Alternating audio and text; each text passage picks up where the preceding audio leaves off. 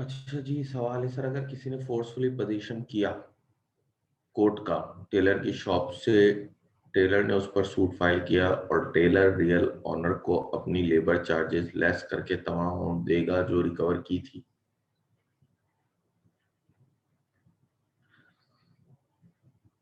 ये सवाल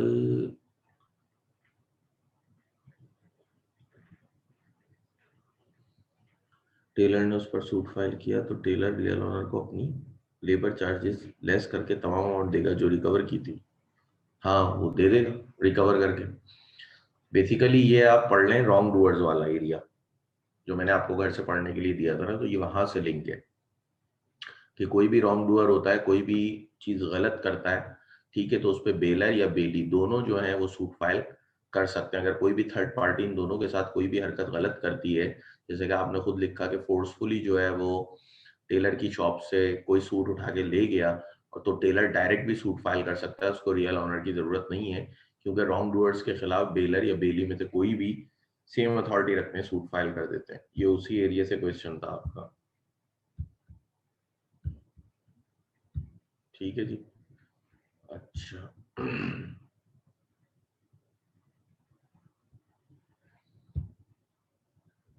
मेरी स्क्रीन शेयर हो रही है आप लोगों से?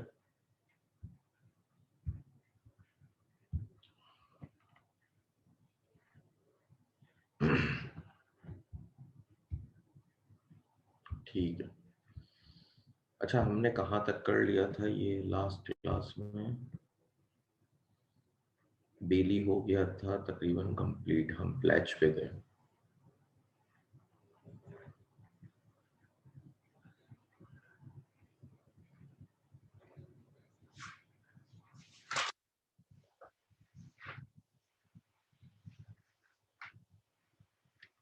Duties of rights of baler, ये सारी चीजें नहीं थी। ड्यूटीज ऑफ पॉनी हो गया था। ठीक है, उसके बाद से करते हैं।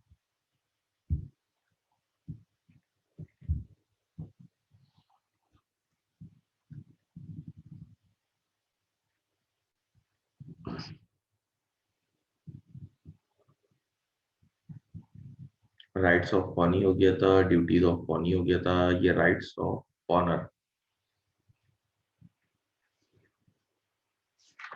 मेरे ख्याल से यहाँ से आपको करना है।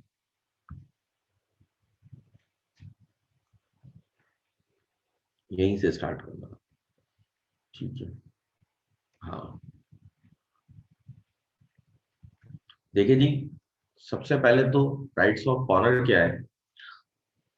जो भी पॉनी की ड्यूटीज थी सारी की सारी वो पॉनर के राइट्स थे। तो पहली हेडिंग तो ये इन्फोर्समेंट ऑफ पॉनीज ड्यूटीज के, पॉनी की जितनी ड्यूटीज थी या प्लेजी की जितनी भी ड्यूटीज थी वो तमाम के तमाम इसके राइट है। यही लिखा हुआ है that duties of the pawnee are the rights of the pawnor can therefore enforce by suit all the duties of Pawnee as his rights. For example, if the Pawnee makes an authorized sale without giving the notice as required under Section 176, the Pawner can file a suit for redemption of goods, treating the sale as void.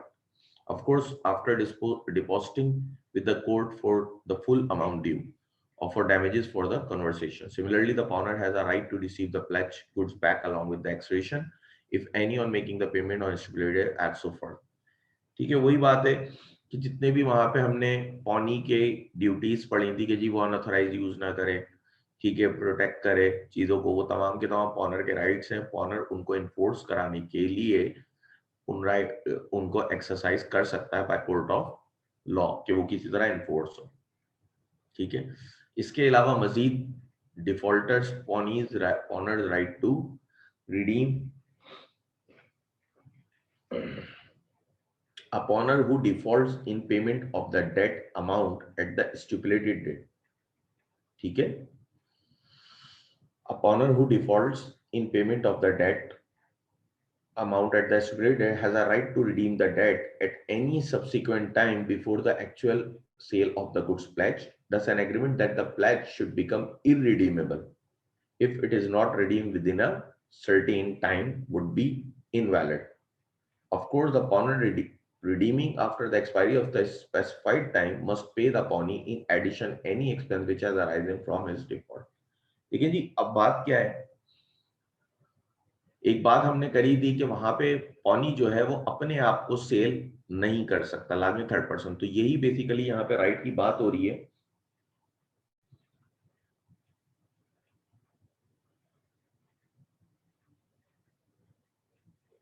ठीक है, किस तरह से देखिए, a pawner who default in payment of the debt amount at a stipulated date has a right to redeem the debt at any subsequent time before the actual sale of goods pledge. देखिए जी, अगर इसमें दो बातें, पहली कि अगर आपने डिफॉल्ट कर दिया पॉनर ने, लेकिन उसके बाद भी पॉनी ने अब तक उसकी गुड्स को सेल आउट नहीं किया है, तो पॉनर के पास ये राइट है कि वो बिफोर वैलिड सेल, सेल से पहले पहले भी अपनी गुड्स को रिडीम करा सकता है, उसको पेमेंट करके, in addition to the expenses that have incurred for the goods. ठीक है, कि because in addition of the expenses, in addition to the cost, ठीक है, कि जो भी एक्सपेंसेस कॉस्ट से ज्यादा हुए, ठीक है, कॉस्ट थी एक तो जो आपको अमाउंट देना था, ठीक है, इन एडिशन टू दैट जो भी एक्सपेंसेस मजीद हुए, फॉर एग्जांपल आपने जब डिफॉल्ट किया था तो डिफॉल्ट करने से भी कुछ एक्सपेंसेस हुए होंगे ना, ठीक है, तो जो भी आपकी डिफॉल्ट डेट से लेके सेल्स डेट तक के मजीद एक्सपेंसेस इनकर्ड हुए हैं, वो तमाम के तमाम भी आपको पॉनी को पे करने पड़ेंगे, अपनी गुड्स वगैरह जो भी सिक्योरिटी वगैरह थी उसको वापस लेने के लिए, वो तमाम आप पे करेंगे। दूसरी बात ये है कि ये तो थी वैलिड सेल की बात, कि उसने आपको नोटिस भी दिया, उसके बाद सेल आउट करने जा रहा है। मजीद क्या है, उसने आपको नोटिस ही नहीं दिया और वो कोई भी गुड्स आपको विदाउट नोटिस सेल करने जा रहा है, क्योंकि देखिए नोटिस देना मैंडेटरी था, चॉइस पे नहीं था। अगर वो विदाउट नोटिस आपको कोई भी गुड्स सेल आउट करने जा रहा है, आगे सेल आउट करने जा रहा है किसी थर्ड पार्टी को, तो आप उसको रिडीम करा सकते हैं, उसको रुकवा भी सकते हैं। ये भी पॉनर का एक राइट है। ठीक है, देखिए ये लिखा हुआ भी है, of course the pawnor redeeming after the expiry of the specific time must pay to the pawnee in addition any expenses which have arisen from his default, कि उसके डिफॉल्ट से अगर कोई एक्सपेंस अराइज हुआ था कि वो तमाम के तमाम भी पॉनी पे करे, पॉनर पे करेगा पॉनी को। ठीक है, फिर मजीद है ड्यूटीज, पॉनर की कुछ ड्यूटीज भी थी। पहला था the more important duties of a pawnor as follows, to compensate the pawnee for any extraordinary expense incurred by him. पहला तो यही था, कोई भी अगर एक्स्ट्राऑर्डिनरी एक्सपेंस पॉनी से हुआ है, ठीक है, एक्स्ट्राऑर्डिनरी मतलब जो प्लान नहीं था, ठीक है, अचानक से हो गया, बीमार हो गई कोई चीज, बीमार हो गया, या चोरियां बहुत हो रही थी, कोई इंश्योरेंस ले लिया, ठीक है, ऐसा कोई भी एक्स्ट्राऑर्डिनरी एक्सपेंस जो गुड्स को प्रोटेक्ट करने के लिए हुआ, जो कि प्लान नहीं था पहले से, तो वो भी ऑनर जो है उसको कॉम्पनसेट करेगा, पे ऑफ करेगा। दूसरा, to meet his obligation on a stipulated date and comply with the terms of the contract, और ये भी इसकी जिम्मेदारी है कि स्टिपुलेशन डेट पे अपनी ऑब्लिगेशन जो इसके ऊपर आई है पेमेंट वगैरह की, वो मीट करे और कॉन्ट्रैक्ट्स की तमाम टर्म्स एंड कंडीशन से ये कंप्लायंस करे, ठीक है, उनको फॉलो करे, और दूसरा अपनी ऑब्लिगेशन को स्टिपुलेटेड डेट पे मीट करे। ये तमाम की तमाम चीजें इसने करनी है, ये दो ही इसकी ड्यूटीज है। क्लियर है? अब देखें, एक चीज होती है प्लेज बाय नॉन ऑनर्स। एक तो बात समझ में आ रही है, जो गुड्स का ऑनर है वो तो इजीली कोई भी गुड्स को प्लेज करा सकता है किसी के भी पास। क्या नॉन ऑनर के पास ये राइट है कि वो गुड्स को प्लेज करा सके, और क्या वो प्लेज एक वैलिड प्लेज कहलाएगा? देखिए जी, ऑनर के अलावा कोई भी बंदा प्लेज कराता है ना, तो वो एक इनवैलिड प्लेज होता है। अगर कोई सेल भी करता है तो भी वो नहीं कर सकता, और कोई प्लेज भी कराता है तो भी वो एक इनवैलिड होता है। लेकिन कुछ केसेस ऐसे हैं जिनमें लॉ ने एक्सेप्शंस दी हुई है। एक्सेप्शंस दी हुई है, इसका मतलब है कि ये वो लोग हैं जो ऑनर नहीं है लेकिन फिर भी गुड्स को प्लेज करा सकते हैं, ये इनकी खास बात है। तो कुछ केसेस हैं जिनमें ये चीज मुमकिन है। पहला होता है मर्केंटाइल एजेंट, या आगे भी आप पढ़ेंगे। मर्केंटाइल एजेंट बेसिकली एक एजेंट की टाइप से होती है, एक एजेंट की काइंड होती है, ठीक है, जो गुड्स को आपके प्लेज, वो हालांकि वो ऑनर नहीं होता लेकिन वो गुड्स को प्लेज करा सकता है। क्यों? क्योंकि इनको आप अपॉइंट करते हैं गुड्स की सेल परचेज के लिए, ठीक है, ये आपकी गुड्स को बकायदा तौर पे सिक्योर करा के फंड्स रेज भी कर लेते हैं। ठीक है, a mercantile agent means an agent having in the customary course of the business as such agent authority either to sell goods or to consign goods for the purpose of sale or to buy goods or to raise money on the security of goods. कह रहे हैं कि ये वो एक agent है जो कि बिजनेस के अंदर आपकी गुड्स को सेल आउट भी करता है, गुड्स आपके बिहाफ पे बाय भी कर रहा होता है, आपकी गुड्स को ये प्लेज करा के फंड्स भी रेज कर लेता है। ठीक है, आपकी गुड्स को ये प्लेज करा के फंड्स भी रेज कर लेता है। तो ये एजेंट भी आपकी गुड्स को प्लेज करा सकता है सिक्योरिटी के तौर पे। A mercantile agent who is with the consent of the owner in possession of the goods or the documents of title of goods can make a valid pledge। अब कह रहे हैं कि हर मर्केंटाइल एजेंट नहीं, वो मर्केंटाइल एजेंट जो कि honour के कॉन्सेंट से पोजीशन हासिल करे। मतलब ऐसा ना हो कि ऑनर को धोखे से चीज ले आए, ऑनर की पोजीशन उसके बाद धोखे से आया, और नहीं, ऑनर के कॉन्सेंट से पोजीशन हासिल करे। दूसरा, या उसके पास गुड्स की तमाम डॉक्यूमेंट्स मौजूद हो, रेलवे रिसिप्ट या बिल ऑफ हेडिंग, जो भी उसके डॉक्यूमेंट्स होते हैं, इनवॉइस वगैरह, वो तमाम की तमाम उसके पास मौजूद हो, can make a valid pledge of the goods while acting in the ordinary course of business of a mercantile agent. Such pledge will be valid even if the agent had no actual authority to pledge, provided the pawnee acts in good faith and has not at the time of the pledge may notice that the pawner has no authority to pledge। ठीक है, कह रहे हैं कि पहली बात उन्होंने पहले पैरा में क्या कही, उन्होंने कहा कि भाई एक मर्केंटाइल एजेंट वो एजेंट होता है जो आपके बिहाफ पे, प्रिंसिपल के बिहाफ पे गुड्स बाय भी करता है, सेल भी करता है, सिक्योरिटी के तौर पे रखवा के फंड्स भी रेस कर लेता है। ठीक है, ये तमाम चीजें ये करता है। तो ऐसा एजेंट दूसरे का, वो मर्केंटाइल एजेंट जिसके पास गुड्स जो है वो ऑनर के कॉन्सेंट से उसके पोजीशन में हो, या उसके पास ऑनर के कॉन्सेंट से उसके पास उस गुड्स के टाइटल ऑफ डॉक्यूमेंट्स हो। ठीक है, ऐसा ना हो कि उसने ऑनर से चोरी करके निकला या कुछ करा, नहीं, ऑनर के कॉन्सेंट से उसके पास डॉक्यूमेंट हो, ऑनर की मर्जी से उसके पास डॉक्यूमेंट हो, तो वो बिल्कुल एक वैलिड प्लेज करा सकता है, भले प्लेज कराना उसकी अथॉरिटी में हो या ना हो। ये भी याद रखिएगा, ये हम आगे पढ़ेंगे अगले चैप्टर में, अथॉरिटीज ऑफ एजेंट। ठीक है, कि भले प्लेज कराना उसकी अथॉरिटी में हो या ना हो, ठीक है, तो भी वो वैलिड प्लेज करा सकता है, बस शर्त ये कि पौनी को ये बात ना पता हो कि ये इसकी अथॉरिटी में नहीं है, पौनी की इंटेंशन बोनाफाइड हो। ऐसा ना हो कि पौनी ने पता हो पौनी को कि इसकी अथॉरिटी में गुड्स को प्लेज कराना नहीं है, लेकिन उसके बाद भी पौनी जो है वो गुड्स को प्लेज कर दे। ठीक है, ये चीज ना हो। पौनी को हमेशा बोनाफाइड रहना है, एक बोनाफाइड इंटेंशन के तहत वो फिर वैलिड प्लेज होगा। अदरवाइज अगर पौनी उसके साथ मिला हुआ एक मेलाफाइड इंटेंशन कैरी कर रहा हुआ, तो फिर कभी भी एक वैलिड प्लेज नहीं होगा। ठीक है, मजीद आगे इस पैरा में लिखते हैं, it must be noted that a person in bare position of goods can not make a valid pledge. ठीक है, कह रहे हैं कि भाई ये भी याद रखिएगा कि एक वो शख्स जिसके पास सिर्फ पोजीशन हो गुड्स का, वो कभी भी एक वैलिड प्लेज नहीं कर सकता। जैसे कि फॉर एग्जांपल आपने एक सर्वेंट को अपने कुछ सामान दिया, ठीक है, भेजने के लिए कहीं, वो रास्ते में उसको प्लेज करा ले, ठीक है, या आपने सेफ कस्टडी के लिए किसी को दिया, वो उसको प्लेज करा ले। ठीक है, या आपसे किसी ने आपका मोबाइल स्नैच किया और फिर वो उसको प्लेज करा ले, पोजीशन तो आ रहा है ना। पोजीशन आने का हरगिज मतलब ये नहीं है कि आपके पास एक वैलिड प्लेज आप करा सकते हैं। क्यों? क्योंकि आपका पोजीशन वैलिड नहीं है। पोजीशन हमेशा जब भी लेना है आपको ऑनर के कॉन्सेंट से लेना है। ठीक है, दूसरा, सिर्फ पोजीशन होना काफी नहीं होता, आपको एजेंट होना भी काफी होता है।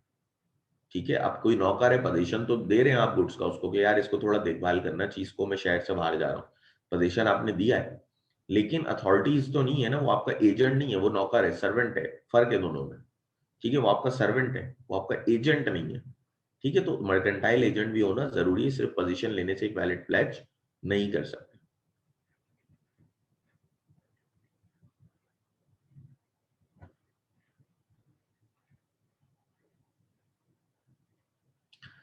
A person having possession of goods under a voidable contract can make a valid pledge of the goods provided the contract has not been rescinded at the time of pledge and the pledgee has acted in good faith and without notice of the pledger defect of title।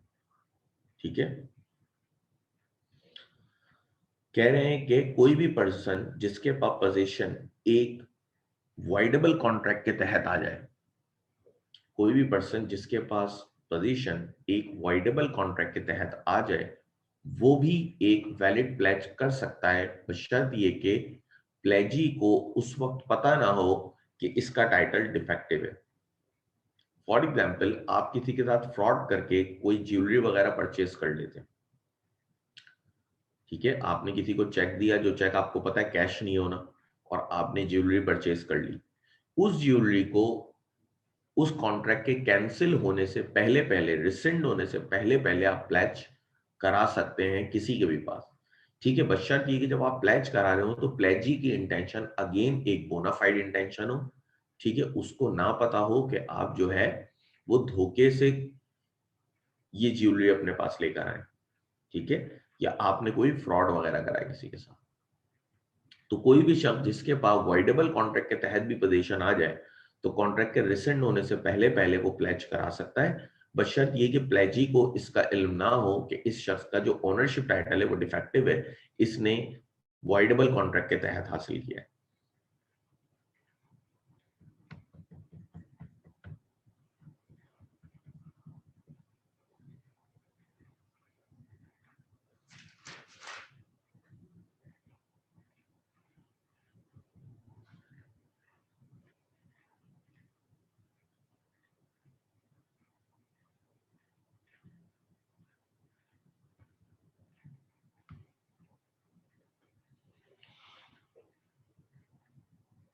Where a person pledger having limited interest, कहते हैं where a person pledges goods in which he has only limited interest, the pledge is valid to the extent of that interest.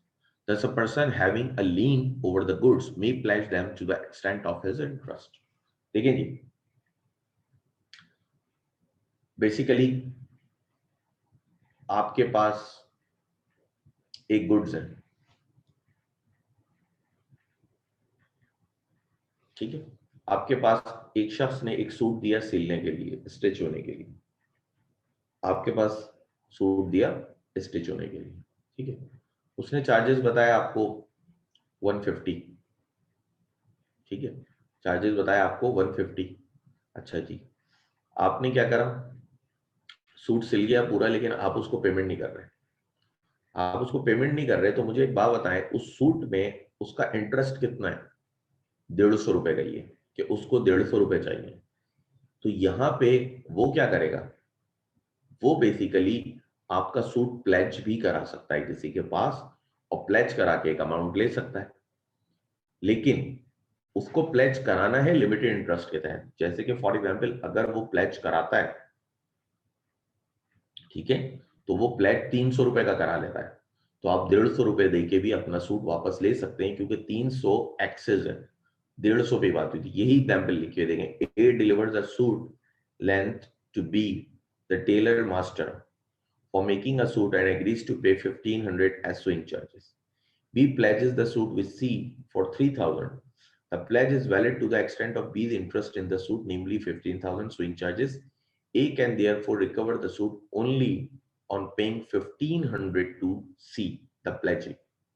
समझ में आई बात कि A ने क्या करा, एक सूट डिलीवर करा B को, जो कि एक टेलर मास्टर थे, और एग्री हुआ कि 1500 रुपए वो उसके स्विंग चार्जेस या स्टिचिंग चार्जेस देंगे। B ने क्या करा, वो पे नहीं कर रहे होंगे, ठीक है, बी ने क्या करा, बी ने उस सूट को प्लेज करा दिया 3000 रुपए में सी के पास। तो आज ए के पास ये राइट है कि ए जाके सिर्फ 1500 रुपए दे के ही सी से अपना सूट डायरेक्ट वापस ले सकते हैं। उसमें ये नहीं होगा कि सी बोलेंगे नहीं आपको पूरे 3000 देने, नहीं, लिमिटेड इंटरेस्ट होता है प्लेजर का, तो जो लिमिटेड इंटरेस्ट था वही पे ऑफ होगा, बाकी जो है वो बी से ही रिकवर करेंगे अमाउंट, लेकिन वो सूट को होल्ड नहीं कर सकते, ठीक है। तो जितना इंसान का इंटरेस्ट होगा उतना ही प्लेज वो करा सकता है, क्योंकि देखें यहां पे बी जो थे बेसिकली वो नॉन ऑनर थे, वो ऑनर नहीं थे, ऑनर सूट के ए थे, लेकिन क्योंकि ए उनको पेमेंट नहीं कर पाए थे या नहीं कर सके थे, तो बी ने सूट को प्लेज कराया कि बी को पैसे मिल जाए, लेकिन बी उतना ही प्लेज कराएंगे जितना उनका इंटरेस्ट होगा, क्योंकि नॉन ऑनर उतना ही करा सकता है जितना उसका पेमेंट में इंटरेस्ट है, उससे ज्यादा का वो नहीं करा सकता। अगला है seller in position of goods after sale. कोई भी ऐसा सेलर जिसके पास सेल होने के बाद भी गुड्स पोजीशन में रह जाए, वो भी गुड्स को प्लेज करा सकता है।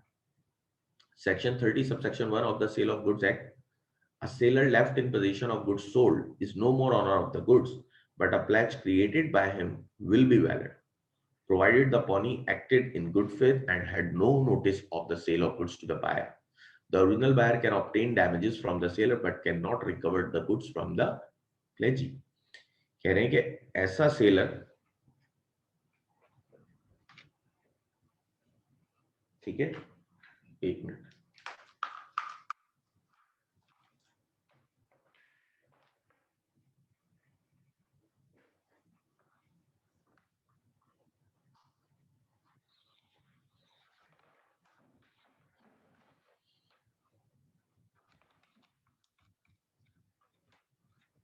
कह रहे हैं कि ऐसा सेलर जिसके पास गुड्स सेल होने के बाद भी पोजीशन है। देखिए, जब सेल होती है ना तो ओनरशिप चेंज हो जाती है, याद रखिएगा, from seller to buyer move कर जाती है ओनरशिप। तो अगर कोई सेलर जब सेल कर देता है ना तो फिर वो उस गुड्स का ऑनर नहीं रहता, वो मालिक नहीं होता। अगर कोई भी ऐसी सेल जिसमें सेलर के पास पोजीशन रह जाए, ठीक है, सेल होने के बाद भी,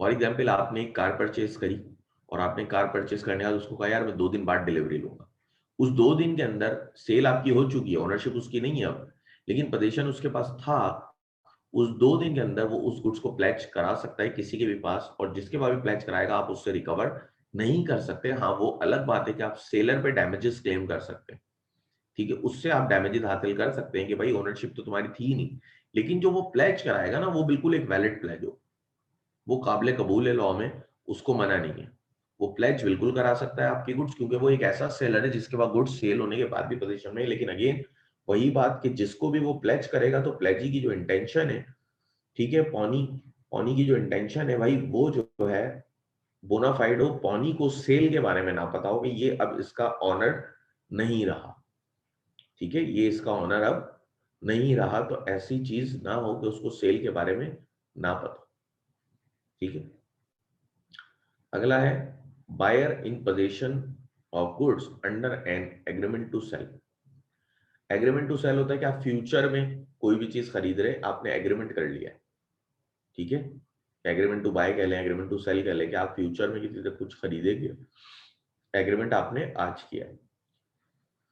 तो where a buyer under an agreement to sell, wherein the goods to become the property of the buyer on fulfillment of certain condition or an expiry of some time obtains possession of goods within the seller consent before the payment of price and pledges them, the pledge is valid, provided the pledgee acted in good faith and no notice of the pledger's defect in the title of goods pledge. It may be mentioned that an under agreement to sell, the ownership remains with the seller until the agreement to sell becomes a sale by fulfillment of।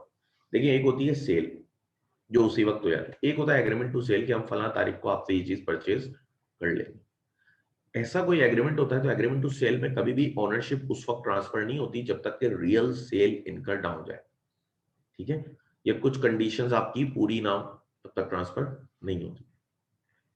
कोई भी ऐसा buyer जिसके पास position cell होने से पहले पहले आ जाए, वो उस गुड्स को जाके भी प्लेज करा सकता है, प्रोवाइडेड कि प्लेजी की जो इंटेंशन है वो बोनाफाइड।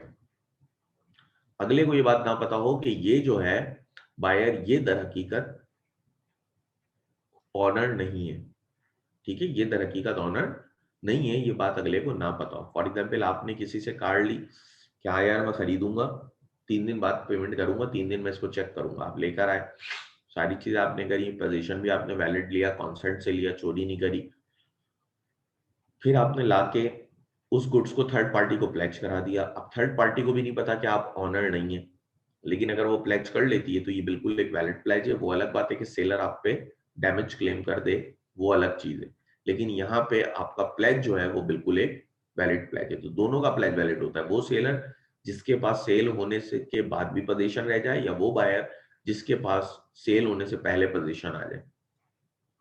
एक क्वेश्चन है। पोजीशन सेल से पहले हो गई ना, आपने कहा मैं कार चेक करता हूं, 2 दिन बाद आपको पेमेंट करूंगा, ठीक है, मैं 2 दिन बाद बताऊंगा कि मैं ये खरीदूंगा कि नहीं खरीदूंगा, और आप पोजीशन लेकर आए हैं कि चेक करूंगा, तो आपके पास पोजीशन तो है ना, ठीक है, आपके पास पोजीशन आ गया। जब आपके पास पोजीशन आ गया तो इसका मतलब अभी सेल नहीं हुई, लेकिन पोजीशन आपने हासिल कर लिया।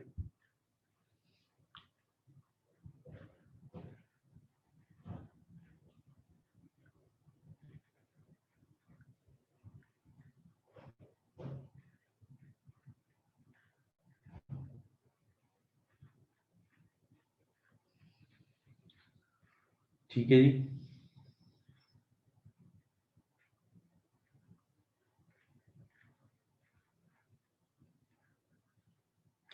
Where there are several joint owners, अगला है को ओनर इन पोजीशन।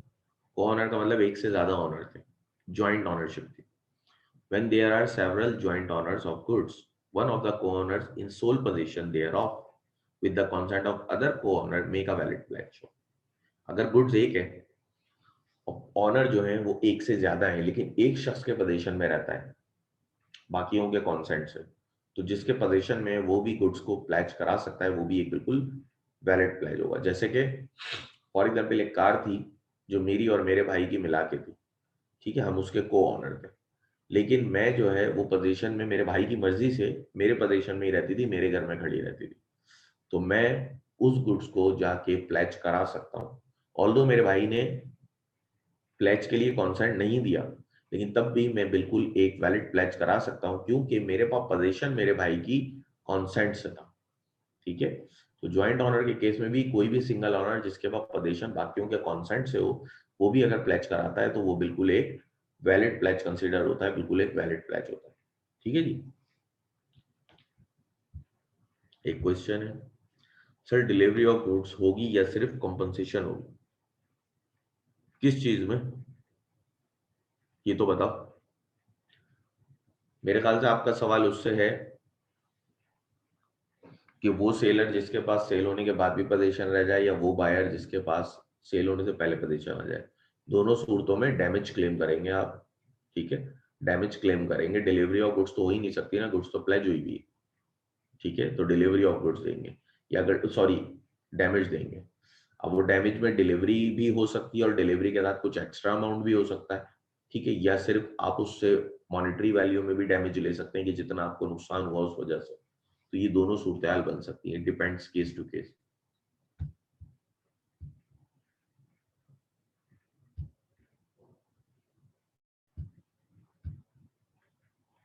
ठीक है।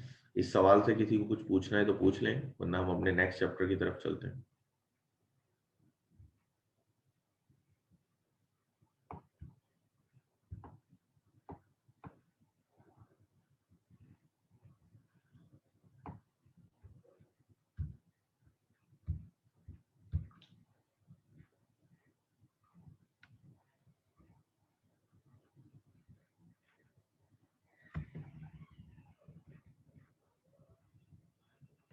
चले नेक्स्ट की तरफ चलते हैं, अगर नहीं पूछना तो।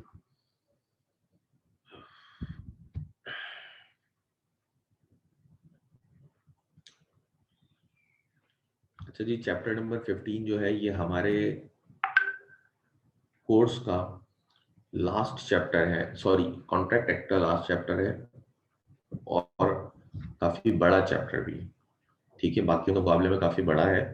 दूसरी बुक्स में आप देखेंगे तो ये काफी छोटा भी लिखा हुआ है, बल्कि बहुत ही छोटा लिखा हुआ है, लेकिन इस किताब में ये सबसे बड़ा चैप्टर यही है आपके पास, एजेंसी, ठीक है। आसान सा चैप्टर है, कोई इतना मुश्किल नहीं है, बस ये है कि लेंथी चैप्टर है, और कॉन्ट्रैक्ट एक्ट का लास्ट चैप्टर भी है। इसके बाद हमारा कॉन्ट्रैक्ट एक्ट खत्म हो जाएगा। ये खत्म होगा तो फिर इसके जो एमसीक्यूज है मैं आप लोगों को व्हाट्सएप कर दूंगा, उसको सॉल्व कर लीजिएगा, इंडिपेंडेंटली सॉल्व करिएगा, किसी से पूछने की जरूरत नहीं है, पीछे से देखने की जरूरत नहीं है। पहले आप पूरे 15 चैप्टर पढ़ेंगे, उन 15 चैप्टर को पढ़ने के बाद सॉल्व करिएगा, ये मैं आप लोगों से गुजारिश करूंगा, क्योंकि अगर आप देख के सॉल्व करेंगे कोई फायदा नहीं, आप अपने आप से धोखा करेंगे, पेपर में ये चीजें अलाउ नहीं होती, तो वो काम करना ही नहीं चाहिए, ठीक है। क्योंकि टेस्ट में फेल होना उससे बहुत बेहतर होता है कि आप पेपर में फेल हो जाए। तो आप उसको अकेले में वर्क करिएगा, और फिर उसके बाद हम जो है उस टेस्ट पेपर को पूरा डिस्कस भी करेंगे कि आपको क्या सोच के एमसीक्यूज मार्क करना चाहिए था और आपने क्या सोच के उसको मार्क कर दिया। उसमें केसेस भी होंगे और मुख्तलिफ आपके जो हैं डेफिनेशंस भी आ सकती हैं, केसेस भी होंगे, और एक कंप्लीट टेस्ट बना हुआ है, उसमें हर तरह से एमसीक्यूज है। इसी तरह जब अगला एक्ट खत्म होगा तो मैं उसके भी एमसीक्यूज आपको दे दूंगा। देखिए जी, definition of agent and principal. ठीक है, कॉन्ट्रैक्ट ऑफ एजेंसी में क्या होता है, थोड़ा सा मैं आपको ओवरव्यू देता हूँ कि एक एजेंसी बन जाती है जिसमें एक प्रिंसिपल होता है, एक एजेंट होता है, एजेंट प्रिंसिपल के बिहाफ पे काम करता है। अब इस चैप्टर में हम पढ़ेंगे कितनी तरह से एजेंसी बन सकती है, ठीक है, क्या क्या उसके एजेंट की अथॉरिटीज होती हैं, क्या क्या उसकी ड्यूटीज हैं, क्या राइट्स हैं, क्या प्रिंसिपल की ड्यूटीज हैं, क्या उसके राइट्स हैं। ठीक है, इसके अलावा एजेंसी किस किस तरह से खत्म हो जाएगी। ठीक है, फिर एजेंट सर्वेंट में क्या फर्क है, और मुख्तलिफ तरह की चीजें हम पढ़ेंगे। So the two terms agent and principal have been defined in section 182 of the Contract Act as follows. ठीक है, दोनों टर्म्स देख लेते हैं। An agent is a person employed to do any act for another or to represent another in dealings with the third person. The person for whom such act is done or who is represented is called the principal. कहते हैं कि agent वो शख्स होता है जिसको employ किया जाता है कोई एक्ट करने के लिए, to do any act for another. ठीक है, या तो किसी दूसरे का एक्ट करने के लिए उसको अपॉइंट किया जाता है, या किसी भी डीलिंग को करने, रिप्रेजेंट करने के लिए किसी डील में किसी थर्ड पर्सन के सामने, तो वो हम कह रहे हैं एजेंट। जैसे कि फॉर एग्जांपल अगर आप एक कंपनी में देखें, कंपनी में जो आपके मैनेजर्स होते हैं ये भी सारे एजेंट होते हैं, ऑनर तो नहीं होते। ऑनर इनको दर हकीकत अपॉइंट करते हैं जो कि प्रिंसिपल्स होते हैं, कि वो इनके बिहाफ पे काम करें। जैसे कि आपको पता है पब्लिक कंपनी में पब्लिक के पास शेयर्स होते हैं, जिसके पास शेयर्स होते हैं वो ऑनर होते हैं। तो डायरेक्टर्स बेसिकली जो काम कर रहे होते हैं वो उनके एजेंट्स होते हैं, जो उनके बिहाफ पे काम कर रहे होते हैं। ठीक है, और जिसके बिहाफ पे काम किया जा रहा होता है वो प्रिंसिपल कहलाता है, जो काम कर रहा होता है वो एजेंट कहलाता है। जैसे कि मैं किसी एजेंट को अपॉइंट करता हूं कि मेरा घर सेल करा दो, वो एजेंट होता है, मैं प्रिंसिपल होता हूं। ठीक है,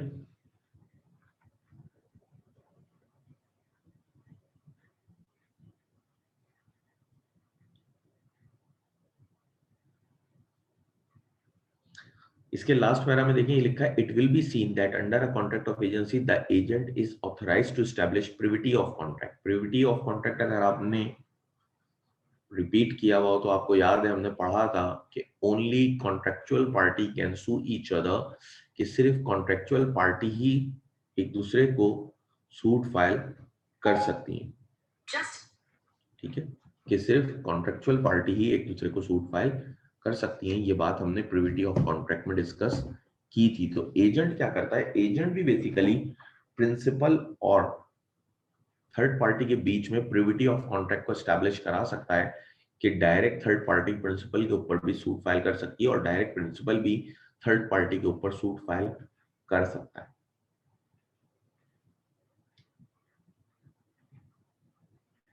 क्योंकि दर हकीकत जब एजेंट किसी प्रिंसिपल को किसी कॉन्ट्रैक्ट में एंटर करा देता है ना, तो वो कॉन्ट्रैक्ट एक तरह से बिल्कुल ऐसे ही हो जाता है जैसे प्रिंसिपल और थर्ड पार्टी के बीच में डायरेक्ट हुआ है। ठीक है, तो privity of contract basically create करा देता है कि उन दोनों को कॉन्ट्रेक्चुअल पार्टी बना देता है। अच्छा, एजेंसी के कुछ रूल्स हैं, जनरल रूल्स पढ़ लेते हैं, दो ही हैं। पहला, whatever a person competent to a contract may do by himself, he may do through an agent, except for acts involving personal skill and qualification. In fact, where the work to be done is obviously personal, no agent can be employed. लेकिन जी, कोई भी शख्स जो काम खुद कर सकता है वो उस काम के लिए एजेंट भी अपॉइंट कर सकता है, बशर्त ये कि वो काम पर्सनल नेचर का ना हो। ठीक है, फॉर एग्जाम्पल रिश्ते की बात आपकी हुई, आप अपने भाई को एजेंट बना के बोले ये शादी करेंगे, ठीक है, ऐसा ना हो। पिक्चर आपने बनानी थी, पैसे आपने ले लिए, सब कुछ ले लिया, फिर आपने बोला मेरी जगह मेरे एजेंट आपकी तस्वीर बनाएंगे, या अगला कॉन्ट्रैक्ट दे रहा है आपको तस्वीर बनाने का, आप बोल रहे मेरी जगह मेरे एजेंट बनाएंगे। नहीं, ये पर्सनल नेचर है। ठीक है, तो इसमें तो एजेंट अपॉइंट नहीं कर सकते, लेकिन हर वो एक्ट जो आप खुद कर सकते हैं उसके लिए भी आप एजेंट अपॉइंट कर सकते हैं। फॉर एग्जाम्पल आपने गुड्स डिलीवर्ड करनी थी, खुद से आपने नहीं करी, आपने कहा मेरे एजेंट आपको डिलीवर कर देंगे। ठीक है, तो ये तमाम चीजें आप कर सकते हैं।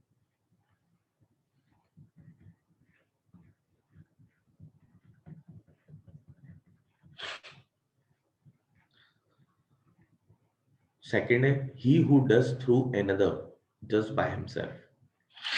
In other words, the act of the agent are for all legal purposes the acts of the principal. दूसरा रूल ये है कि एजेंट का हर एक्ट लीगल पर्पसेस के लिए वैसा ही है जैसा कि प्रिंसिपल ने खुद किया। He who does through another does by himself. दूसरे से करा हुआ काम भी बिल्कुल वैसे ही कहलाएगा जैसे कि आपने खुद किया हो। तो आसान अल्फाज में यही है कि जो भी एक्ट एजेंट करता है वो लीगल पर्पसेस के लिए बिल्कुल वैसे ही कंसीडर किए जाते हैं कि प्रिंसिपल ने खुद से किए हुए। ठीक है, कोई भी कॉन्ट्रैक्ट जिसमें एजेंट एंटर हो रहा है वो बिल्कुल वैसे ही होगा जैसे कि प्रिंसिपल एंटर हुआ है। फॉर एग्जाम्पल एजेंट ने एक शख्स को गुड्स डिलीवर्ड करी, ठीक है, 5 बैग्स ऑफ शुगर डिलीवर कर दिए, वो शख्स पेमेंट नहीं दे रहा, तो जरूरी नहीं है कि एजेंट उस पर सूट फाइल करे, डायरेक्ट प्रिंसिपल सूट फाइल कर सकता है, क्योंकि वो बैग्स डिलीवर करना बिल्कुल वैसे ही है जैसे कि प्रिंसिपल ने खुद से डिलीवर किए। समझ रहे? तो इसी तरह एजेंट का कोई एक्ट होगा उसका भी जिम्मेदार प्रिंसिपल होगा। अगर एजेंट कोई गलती करता है तो कॉम्पनसेशन प्रिंसिपल से लिया जाएगा और बिल्कुल प्रिंसिपल को देना पड़ेगा, क्योंकि एजेंट के हर एक्ट का जिम्मेदार वैसे ही प्रिंसिपल है जैसे कि वो खुद से वो एक्ट कर रहा है। ठीक है, क्लियर है? तो दो ही जनरल रूल है। पहला आपके पास क्या था कि कोई भी काम जो आप खुद से कर सकते हैं उसके लिए आप एजेंट अपॉइंट कर सकते हैं, हर एक्ट के लिए आप एजेंट अपॉइंट कर सकते हैं, बशर्त ये कि वो एक्ट पर्सनल नेचर का ना हो। ठीक है, किसी आपको तस्वीर बनानी थी, आप बोले नहीं ये बनाएंगे, पर्सनल नेचर का ना हो। दूसरी बात, आपका एक्ट बिल्कुल वैसे ही कंसीडर किया जाएगा जैसे कि वो एक्ट प्रिंसिपल ने खुद किया।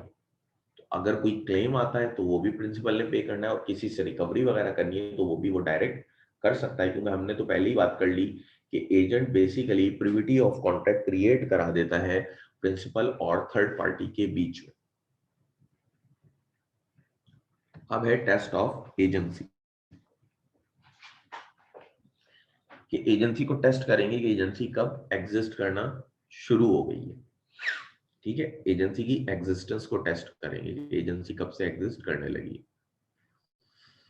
देखिए, agency exist whenever a person has authority to act on behalf of other and to create contractual relation between that other and third person, when this kind of power is not enjoyed, the relationship is not one of the agency. ठीक है, thus a person is not merely because he gives another advice matters of it. कह रहे हैं कि agency कब है? जब एक शख्स दूसरे के बिहाफ पे काम करने लगे और उसका कॉन्ट्रेक्चुअल रिलेशन क्रिएट कराने लगे किसी थर्ड पार्टी से, तो हम कहते हैं कि ये चीज एजेंसी हो गई। ठीक है, वही जो दो जनरल रूल है अगर देखें तो उसी में थोड़ी सी एक्सटेंशन है कि जब भी कोई शख्स किसी के बिहाफ पे काम करने लगे, उसके बाद अथॉरिटी कि वो किसी के बिहाफ पे काम करके उसका सकता हो किसी थर्ड पार्टी के साथ, तो हम कहते हैं कि एजेंसी क्रिएट हो गई। सिर्फ आप किसी को एडवाइस वगैरह दें किसी के बिजनेस में तो हम उसे नहीं कहते कि एजेंसी। जैसे कि फॉर एग्जांपल आप अपने दोस्त को एडवाइस देंगे, यार फला शख्स से कॉन्ट्रैक्ट कर लो, ये कॉन्ट्रैक्ट तुम्हारे बेनिफिट में, ये एजेंसी नहीं। एजेंसी तब तक नहीं होगी जब तक कि आपका जो दोस्त एडवाइस दे रहा है वो आपके बीच में एक कॉन्ट्रेक्चुअल रिलेशन क्रिएट कराने की अथॉरिटी ना रख, काम करके कॉन्ट्रेक्चुअल रिलेशन कराने की अथॉरिटी रख, तो एजेंसी होगी। अगर सिमिलरली आप सिर्फ कह रहे हैं, सॉरी, आप सिर्फ सिंपल इतना सा कह रहे हैं कि भाई वो वाला कॉन्ट्रैक्ट कर लो वो तुम्हारे बेनिफिट में है, नहीं, ये एजेंसी नहीं। Similarly, a person rendering personal service to his master or working in his factory cannot be called an agent because in these cases he is not acting for another in dealings with third person. It is only one act as a representative of other in business dealings so as to create contractual relation between that other and that third person that he is an agent, then there is an agency.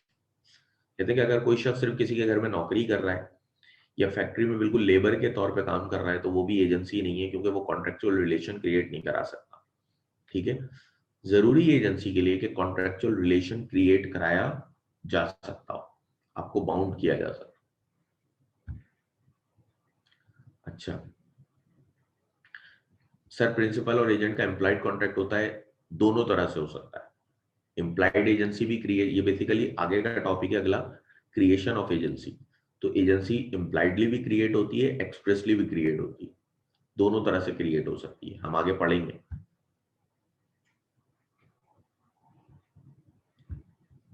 अच्छा, test of agency दोबारा सुन लें कि test of agency क्या है, कि जब हम ये देखेंगे एजेंसी का टेस्ट कब होगा कि हाँ इस जगह एजेंसी एग्जिस्ट कर रही है, जब हम देखेंगे कोई भी शख्स दूसरे के बिहाफ पे काम करके उसको किसी कॉन्ट्रेक्चुअल रिलेशन में बाउंड करने की अथॉरिटी रख रहा है, तो हम कहेंगे कि ये एजेंसी क्रिएट हो गई।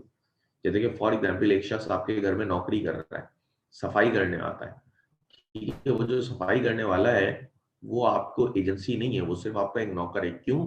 क्योंकि वो आपको किसी कॉन्ट्रेक्चुअल रिलेशन में नहीं ला सकता। इसी तरह फैक्ट्री में अगर कोई लेबर है बिल्कुल, ठीक है, अगर बिल्कुल एक कोई लेबर काम कर रहा है तो फिर वो भी एक एजेंट नहीं है, क्योंकि लेबर जो है वो ऐसा थोड़ी है कि किसी कॉन्ट्रेक्चुअल रिलेशन में आपको लाने की अथॉरिटी रख रहा है। नहीं, जरूरी है कि कोई भी शख्स जो आपके बिहाफ पे काम करे और आपको कॉन्ट्रेक्चुअल रिलेशन में ला सकता हो किसी, तो वही एजेंसी होगी, अदरवाइज वहां एजेंसी नहीं होगी।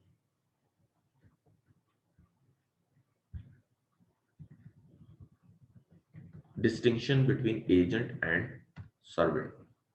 सर्वेंट और एजेंट में क्या फर्क होता है, ठीक है, ये भी हम देख लेते हैं। A servant act under the direct control and supervision of his employer to the orders of the master in every particular case. He does not create relations between his employer and third person and cannot bind the master to third party. If for some purpose he is authorized to bind the master, then to that extent he is an agent. कह रहे हैं कि आपका जो नौकर है पे चलता है, आपके ऑर्डर्स पे चलता है, जो आप कहते हैं वही करता है, लेकिन जब तक वो आपको, ठीक है, लेकिन जब तक वो आपको किसी भी लीगल रिलेशन में लाने की अहलियत नहीं रखता कि आपको वो बाउंड करा सके किसी थर्ड पार्टी के साथ किसी लीगल रिलेशन में, तब तक वो आपका एजेंट नहीं है। अगर किसी नौकर के पास ये अथॉरिटी है तो उस अथॉरिटी तक वो आपका एजेंट बन जाएगा, ठीक है। लेकिन अदरवाइज जो शख्स आपकी सिर्फ डायरेक्शन पे चल रहा है आपके फुल कंट्रोल में, वो आपका एजेंट नहीं कहलाता, वो आपका सर्वेंट कहलाता है। उसकी वजह यही है क्योंकि वो आपको किसी कॉन्ट्रेक्चुअल रिलेशन में नहीं ला सकता। अगर तो वही जगह वो आपका सर्वेंट नहीं कहलाएगा, वो आपका फिर एजेंट कहलाएगा, ठीक है। नेक्स्ट है पैरा में, an agent is not subject to the direct control and supervision of the principal. पहली बात तो ये कह दी कि कभी जरूरी नहीं है कि एजेंट जो हो वो आपकी सुपरविजन में हो या डायरेक्ट कंट्रोल में हो प्रिंसिपल की। He is often a large discretion to act within the scope of his authority. A principal directs the agent as to what is to be done, while a master has a further right to direct how the work is to be done. Thus, a very minute difference exists between the two. Further, an agent is appointed to bring the principal into a contractual relation with the third party. लेकिन एक दूसरी बात उन्होंने कही कि agent के लिए जरूरी नहीं कि वो आपकी डायरेक्ट सुपरविजन में हो या आपके कंट्रोल में हो, ठीक है। एजेंट की अपनी एक अथॉरिटी होती है जो उसको अथोराइज की जाती है प्रिंसिपल की तरफ से, जिसमें प्रिंसिपल बोलता है मुझे क्या क्या चालें करना है, तुम्हें क्या क्या करना है, ठीक है। लेकिन अगर हम एक नौकर की बात करें तो उसको आप बताएंगे भी कि तुम्हें कैसे करना है। एजेंट को आप सिर्फ बोलते हैं तुम्हें क्या करना है, काम बता देते हैं, वो खुद अपने तरीके से करता है, ठीक है। लेकिन नौकर को आप बताएंगे, जैसे फॉर एग्जाम्पल मुझे घर बिकवाना है, मैं क्या बोलूंगा, अपनी रिक्वायरमेंट बताऊंगा कि यार मुझे अपना ही घर से करना है, तुम कैसे भी कराओ, मैं मुझे नहीं मसला, एजेंट अपने तरीके से करेगा। लेकिन अगर मेरा नौकर है उसको मैं बताऊंगा फला शख्स के पास जाओ, उनसे बात कर कर आओ, फला शख्स के पास जाओ, उनसे बात कर कर आओ, ये करो वो करो, ठीक है। डायरेक्ट कंट्रोल ये होता है कि आप किसी को बताएं कि how the work is to be done, कि ये काम करना कैसे है। लेकिन एजेंट को आप सिर्फ बताते हैं कि बस ये काम करना है, तरीका भले तुम्हारा हो, ठीक है। तो जरूरी नहीं है कि एजेंट आपके डायरेक्ट कंट्रोल में हो या सुपरविजन में हो, ठीक है। एजेंट की एक अथॉरिटी होती है जो उसकी बाकायदा आपने एक स्कोप डिफाइन किया हुआ था, उस स्कोप के अंदर रह के वो काम कर रहा होता है। और एजेंट, मजीद बात यह है कि एजेंट आपको कॉन्ट्रेक्चुअल रिलेशन में लाता है, सर्वेंट आपको कॉन्ट्रेक्चुअल रिलेशन में नहीं ला सकता। एक क्वेश्चन है,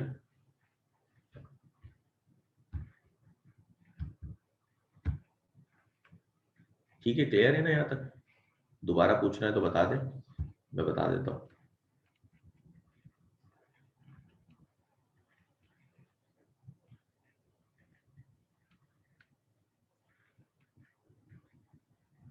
अच्छा मजीद एक क्वेश्चन है,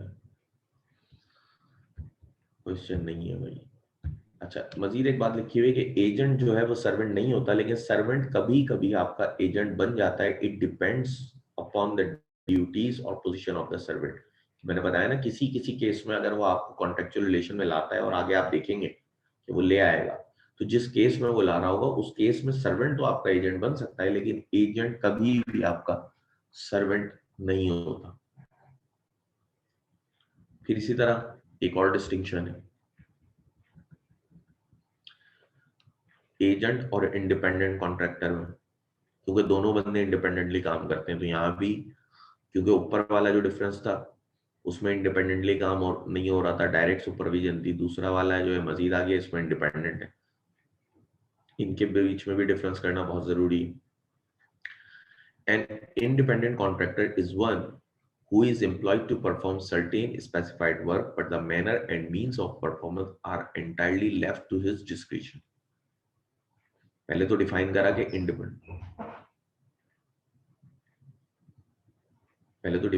कि इंडिपेंडेंट कॉन्ट्रैक्टर होता क्या है। ठीक है, इंडिपेंडेंट कॉन्ट्रैक्टर उन्होंने कहा वो शख्स है जिसको आप सिर्फ काम बताते हैं, कोई भी काम, लेकिन मैनर और तरीकेकार वो अपना इस्तेमाल करता है, उसके अपनी सोच के ऊपर होता है। आप सिर्फ उसको काम बता देते हैं।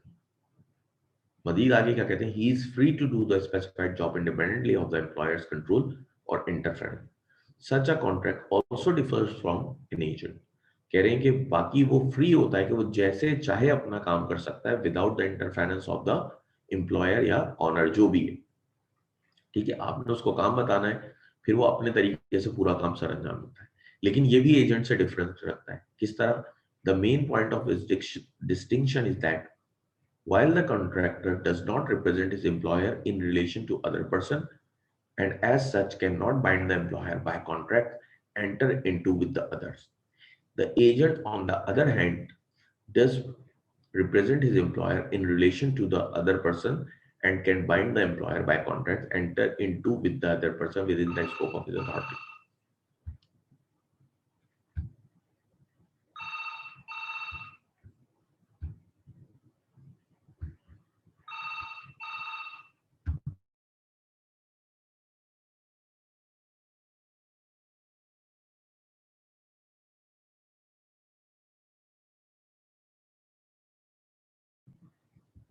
ठीक है जी,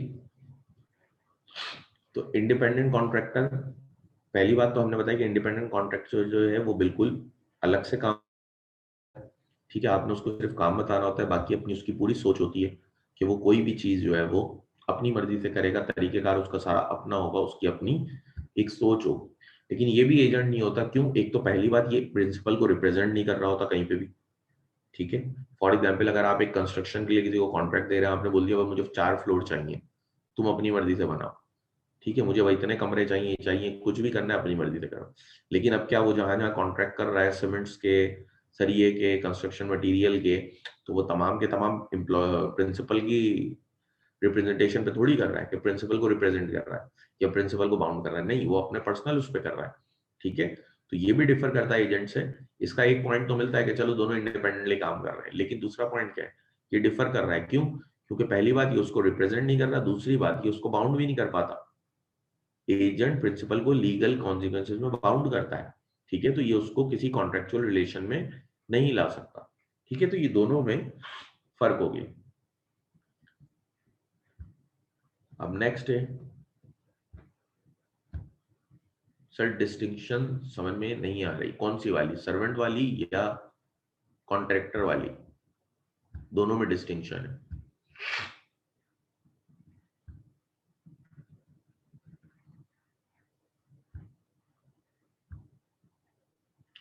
कोई इंडिपेंडेंट कॉन्ट्रैक्टर पर सूट फाइल करता है तो वो एजेंट पर नहीं होगा भाई। इंडिपेंडेंट कॉन्ट्रैक्टर तो एजेंट है ही नहीं ना, इन्हीं दोनों में तो डिफरेंस है।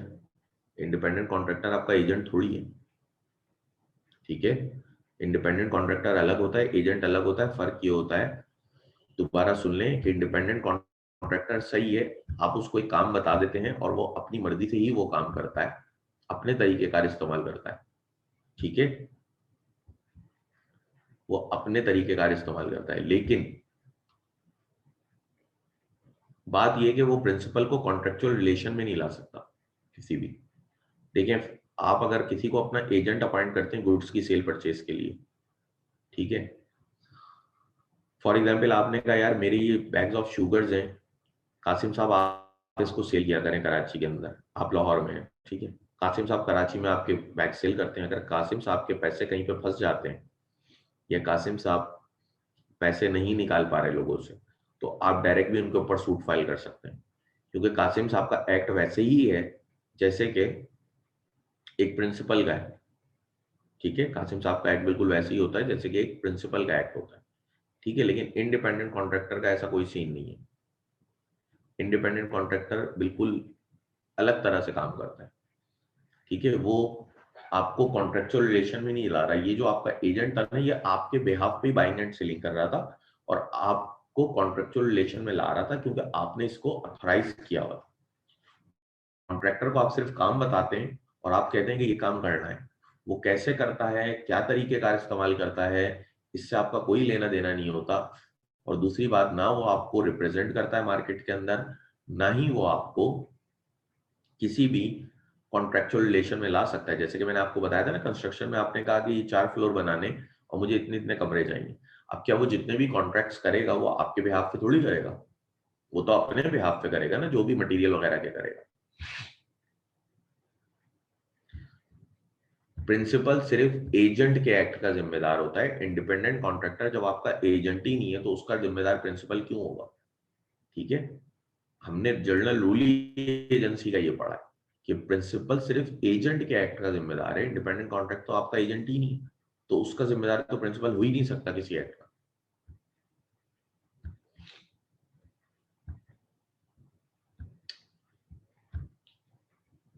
Who may employ an agent?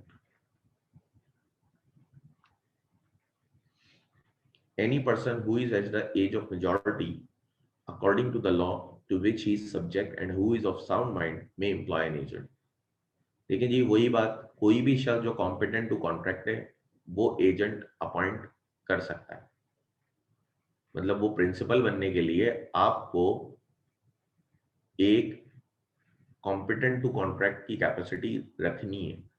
कोई भी शख्स, any person competent to contract may employ an agent and a minor, a lunatic or drinker person cannot employ an agent, ठीक है। वही सारी बातें कि कोई भी शख्स जो इन कैपेसिटी ऑफ पार्टीज में आता है वो एजेंट अपॉइंट कर ही नहीं सकता। प्रिंसिपल होने के लिए जरूरी है कि आप कॉम्पिटेंट टू कॉन्ट्रैक्ट हो। एक क्वेश्चन है,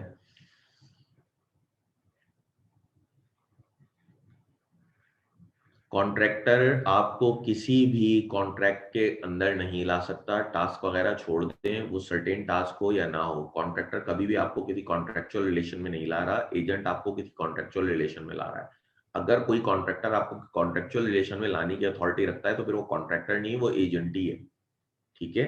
सिंपल पॉइंट यही है, रूल ऑफ थंब यही है कि एजेंट आपको कॉन्ट्रेक्चुअल रिलेशन में ले आता है, कॉन्ट्रैक्टर आपको कॉन्ट्रेक्चुअल रिलेशन में नहीं ला सकता, भले वो 1 टास्क हो, 10 टास्क हो, 100 टास्क हो, ठीक है, वो कभी भी आपको किसी कॉन्ट्रेक्चुअल रिलेशन में नहीं ला सकता। whom employ an agent, ठीक है। तो कोई भी शख्स जो कैपेसिटी ऑफ पार्टीज रखता हो कॉन्ट्रैक्ट वो एजेंट अपॉइंट कर सकता है, ठीक है। कोई भी शख्स है तो वो एजेंट अपॉइंट कर सकता है, होना जरूरी है। Who may be an agent as between the principal and the third person, any person may become an agent। अब देखें,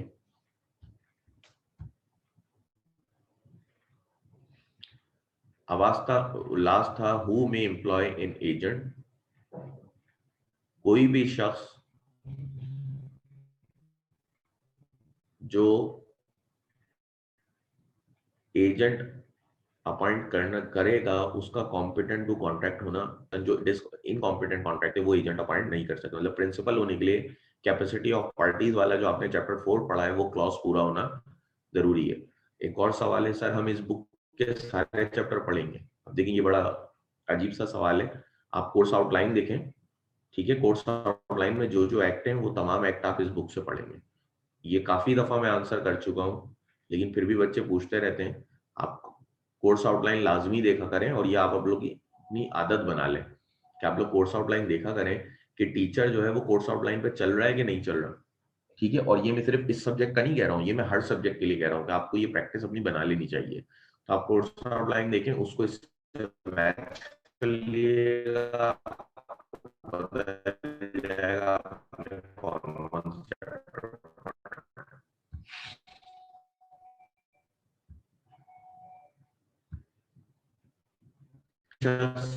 एजेंट अपॉइंट कर सकते हैं आप। भले लियोनेटी को कोई भी हो, आप उसको एजेंट अपॉइंट कर सकते हैं। मतलब इनकॉम्पिटेंट पर्सन को भी आप एजेंट अपॉइंट, लियोनेटिक को भी रख सकते हैं, ड्रंकन पर्सन को भी रख सकते हैं, किसी भी शख्स को आप एजेंट अपॉइंट कर सकते हैं।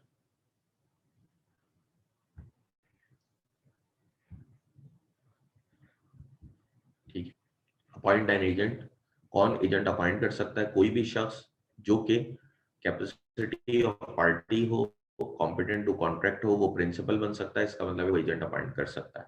मतलब प्रिंसिपल के लिए शर्त रख दी गई है कि आपको कॉम्पिटेंट टू कॉन्ट्रैक्ट होना जरूरी है, लेकिन एजेंट बनने के लिए ऐसी कोई शर्त नहीं है। किसी को भी आप एजेंट अपॉइंट कर सकते हैं। आप एक माइनर को भी कर सकते हैं, एक लियोनेटिक को भी कर सकते हैं, अनसाउंड माइंड को भी कर सकते हैं। किसी भी शख्स को आप एजेंट अपॉइंट, एजेंट के हर एक्ट का जिम्मेदार प्रिंसिपल होता है।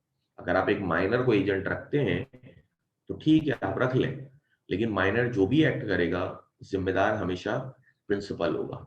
इसलिए लॉ ने अलाउ करा हुआ है कि एजेंट तो आप कोई भी अपॉइंट कर सकते हैं, लेकिन प्रिंसिपल के लिए कॉम्पिटेंट होना जरूरी है। वो यही वजह है,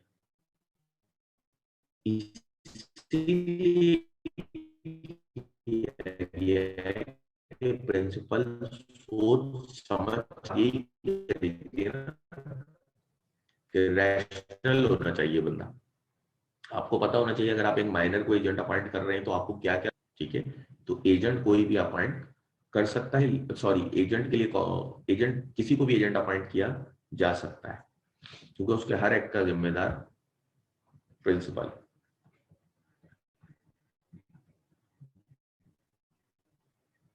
नेक्स्ट है, no consideration is necessary. No consideration is necessary to create में कंसिडरेशन हो, मतलब कॉन्ट्रैक्ट ऑफ एजेंसी में जो कॉन्ट्रैक्ट प्रिंसिपल और एजेंट के बीच में है, यहाँ पे लॉ ने एक एक्सेप्शन दे दी कि आप ये बना सकते हैं। और अगर आपको याद हो तो हमने नो कंसिडरेशन नो कॉन्ट्रैक्ट में भी कॉन्ट्रैक्ट ऑफ एजेंसी पढ़ा था कि एजेंसी के कॉन्ट्रैक्ट में भी आप विदाउट कंसिडरेशन कॉन्ट्रैक्ट बना सकते हैं।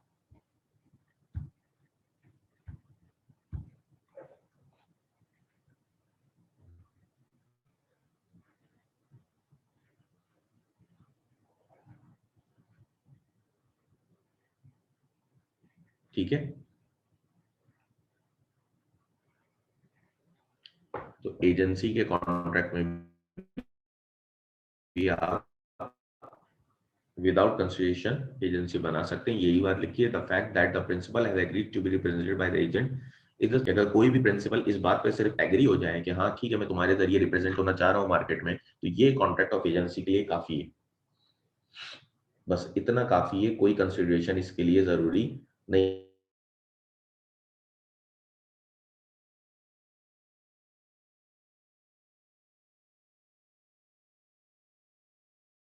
Agent to him by the principal, but once he begins the work, he is bound to complete it. Usually, an agent is paid remuneration for his services.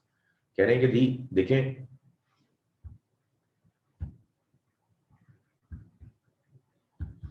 कह रहे हैं जी no consideration to create an agency, किसी भी agency को बनाने के लिए जरूरी नहीं है कि कंसिडरेशन हो।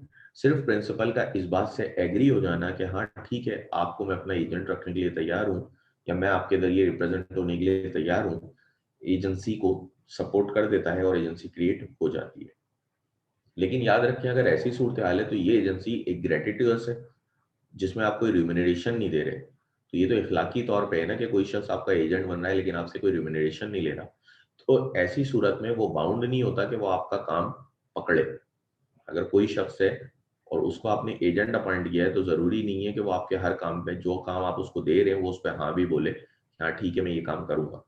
लेकिन अगर एक दफा वो हाँ बोल देगा और काम हाथ में ले लेगा तो फिर वो बाउंड है कि वो उस काम को कंप्लीट करे। ठीक है। लेकिन नॉर्मली अमूमन एजेंट पेड होते हैं, उनको आप उनकी जो सर्विसेज होती है उसका एक रिम्यूनरेशन देते हैं। फॉर एग्जाम्पल अगर आप अपना घर भी सेल कराते हैं और कोई स्टेट एजेंट आपसे अमाउंट नहीं ले रहा, तो इसमें क्या है, सिर्फ एक प्रॉमिस हो रहा है, तो कोई कंसिडरेशन नहीं है उसको।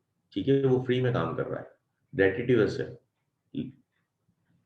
लेकिन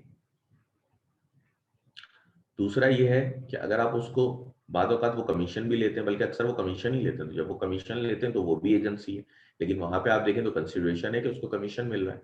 तो बात यही है कि एजेंसी के लिए कंसिडरेशन होना जरूरी नहीं है। नेक्स्ट है आपके पास kinds of agent.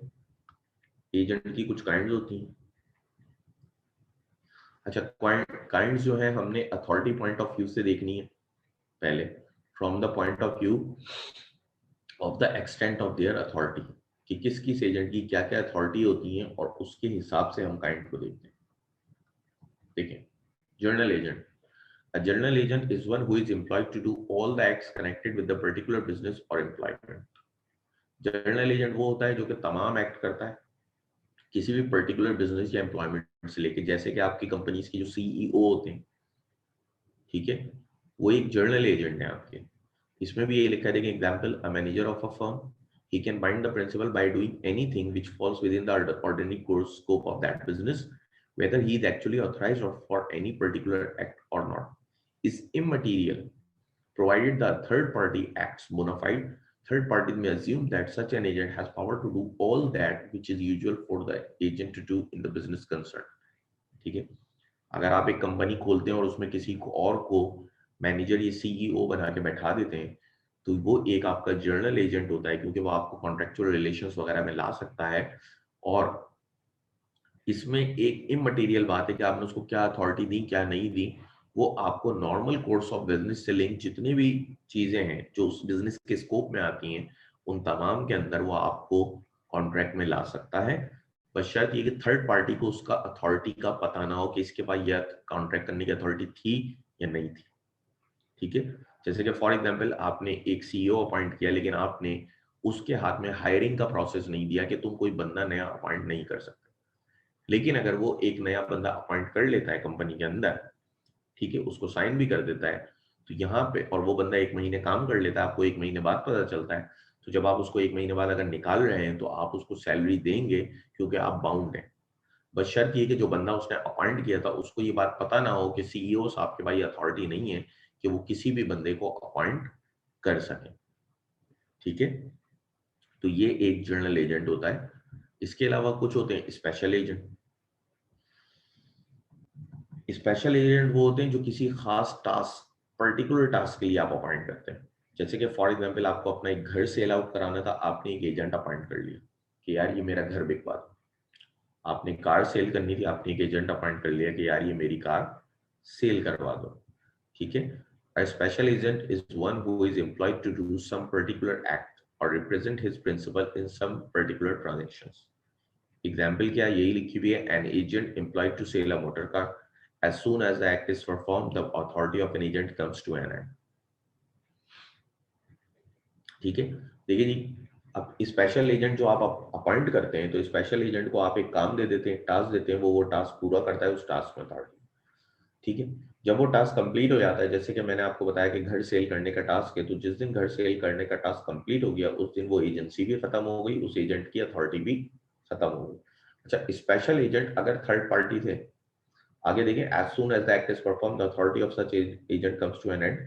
If a special agent does anything outside the authority, the principal is not bound by it and the third party are not entitled to assume that the agent has unlimited power. They should therefore make proper inquiry as to the extent of his authority before entering into any contract with him. ठीक है। कह रहे हैं कि special agent जो होता है उसको एक पर्टिकुलर टास्क के लिए अपॉइंट किया जाता है, और जब वो टास्क की ट्रांजेक्शन कंप्लीट होती है तो उसकी अथॉरिटी भी खत्म हो जाती है, एजेंसी भी खत्म हो जाती है। और स्पेशल एजेंट में एक और खास बात ये होती है कि वो कभी भी किसी भी अनऑथराइज एक्ट के लिए प्रिंसिपल को बाउंड नहीं कर सकता। उसको आपने जो काम दिया है वो वही काम करेगा। फॉर एग्जाम्पल, आपने अगर घर सेल कराने का काम दिया है तो वो सिर्फ उसी ट्रांजेक्शन में आपको लीगली बाउंड कर सकता है। अगर वो थर्ड पार्टी से आपकी कार सेल कराने का कॉन्ट्रैक्ट कर कर आ रहा है तो यहाँ पे वो आपको बाउंड नहीं कर सकता। आप जरूरी नहीं है कि आप उसको सेल आउट करें, ठीक है, भले थर्ड पार्टी को पता हो ना पता हो, क्योंकि हम यही अज्यूम करते हैं कि थर्ड पार्टी कभी भी ये ना सोचे कि इस एजेंट के पास अनलिमिटेड पावर है कि आपने उसको घर का कॉन्ट्रैक्ट दिया, वो जो चीज चाहे आपकी बिकवा सकता है। नहीं, ये स्पेशल एजेंट है, एक टास्क के लिए आया है, तो उस टास्क के लिए उसको जो अथॉरिटी दी गई है वो उसी के अंदर रह के काम करेगा, उससे बाहर वो नहीं निकल सकता, ठीक है। नेक्स्ट है आपके पास universal agent. A universal agent is said to be one whose authority is unlimited, who is authorized to do all the acts which the principal can lawfully do and can delegate. He enjoys extensive power to transact every kind of business on his behalf of his principal. Universal agent वो होते हैं भाई जिनकी authority unlimited होती है, जो वो तमाम काम कर सकते हैं जो कि प्रिंसिपल कर सकता है। नॉर्मली जब हम एजेंट अपॉइंट करते हैं ना तो उसकी अथॉरिटी को लिमिट्स करते हैं। जैसे कंपनी में मैंने आपको बताया ना, सीईओ होगा, जैसे कि साइनिंग अथॉरिटी है, एक बेंचमार्क बना देते हैं हम कि 5 लाख तक का चेक है, फाइनेंस मैनेजर साइन करेगा। 5 लाख से 10 लाख तक का चेक है, डुअल सिग्नोरिटी आएंगे, ठीक है, फाइनेंस मैनेजर के साथ कंपनी सेक्रेटरी भी कर देगा, ठीक है। अगर 10 लाख चले 50 लाख का चेक है तो सीईओ साहब का साइन चाहिए इनमें से किसी एक के साथ, ठीक है, कि सीईओ साहब का साइन चाहिए। तो ये क्या है, अथॉरिटी को लिमिट्स किया, यहाँ अथॉरिटी लिमिट है। यूनिवर्सल एजेंट कौन है, जिसकी अथॉरिटी अनलिमिटेड, जितने का चेक चेयरमैन साहब साइन कर सकते हैं, कंपनी का मालिक साइन कर सकता है, उतने का वो भी कर सकता है। ये आपने क्या किया, उसकी अथॉरिटी को अनलिमिटेड कर दिया, ठीक है। तो ये है यूनिवर्सल एजेंट, जो अनलिमिटेड पावर्स को एंजॉय करता है। बिल्कुल वैसे ही जो पावर प्रिंसिपल के पास होती है ना, वो तमाम की तमाम उसके पास भी होती है। तो वो एजेंट कहलाते हैं यूनिवर्सल एजेंट। ऊपर जितनी भी आपने तीनों पॉइंट ऑफ व्यू पढ़े थे वो तमाम के तमाम आपने अथॉरिटी से लिंक पढ़े थे। मजीद हम पढ़ते हैं another classification from the point of view of the nature of work performed by them, agent may be classified into।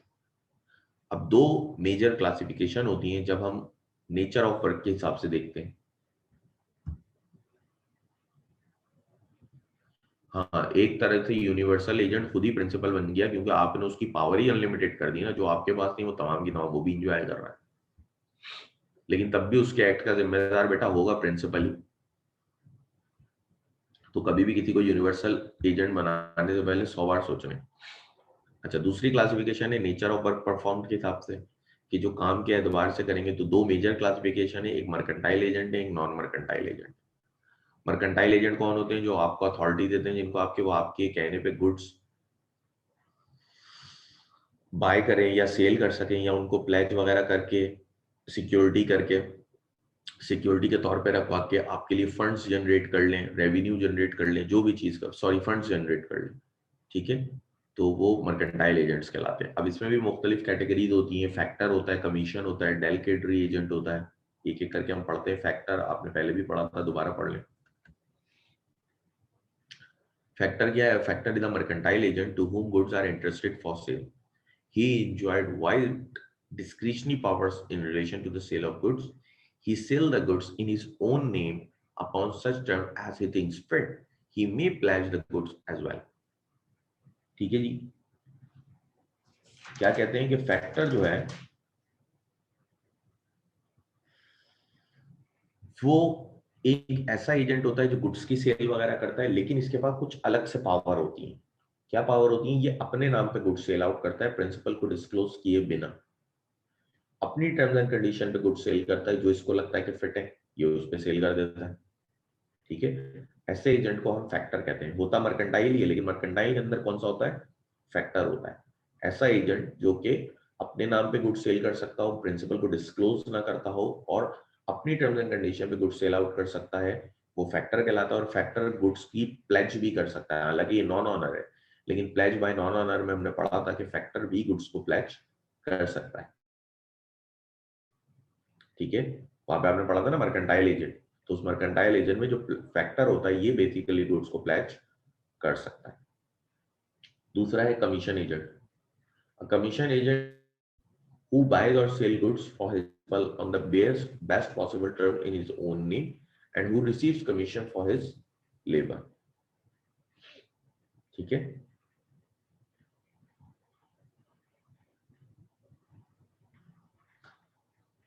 He may have possession of goods or not। Commission agent आपके जो commission पे काम कर रहे होते हैं normally उनके पास कभी पोजीशन होता भी है गुड्स का, कभी पोजीशन नहीं होता। वो पहले ऑर्डर रिसीव करते हैं, उसके बाद जाके वो आपको ऑर्डर प्लेस करते हैं और अपना कमीशन लेते हैं, ठीक है। जो भी बेस्ट पॉसिबल टर्म्स होती हैं जो कि प्रिंसिपल ने उनको बताई भी होती हैं वो उसी पे गुड्स सेल आउट करते हैं, ठीक है। जैसे मार्केट में होते हैं ना कमीशन एजेंट आते हैं, कमीशन होता है, ठीक है। वो उनको जो टर्म्स कंडीशंस बताई हुई होती हैं वो उसी पे गुड्स को सेल आउट करते हैं, जो उनको लगता है कि बेहतरीन है वो उस पे गुड्स को सेल कर देते हैं, ठीक है। ऑर्डर लेकर आ जाते हैं, बाद औकात उनके पास गुड्स होती हैं पोजीशन में, बाद औकात नहीं भी होती हैं। वो ऑर्डर लेकर आते हैं मार्केट से, आपको ऑर्डर देते हैं, आप उनको कमीशन पे करते हैं, ठीक है। नेक्स्ट है आपके पास डेल क्रेटरी एजेंट। ये वो एजेंट है जिसका कमीशन अमाउंट थोड़ा सा ज्यादा होता है। वो ज्यादा इसलिए होता है क्योंकि ये आपकी गारंटी भी लेता है प्रिंसिपल से। ये कहता है मैं थर्ड पार्टी को जो गुड सेल कर रहा हूँ क्रेडिट वगैरह पे, अगर कल को थर्ड पार्टी डिफॉल्ट करती है तो मैं आपको पे करूँ, ठीक है। ये कहता है कि अगर थर्ड पार्टी डिफॉल्ट करती है तो मैं आपको पे ऑफ करूंगा।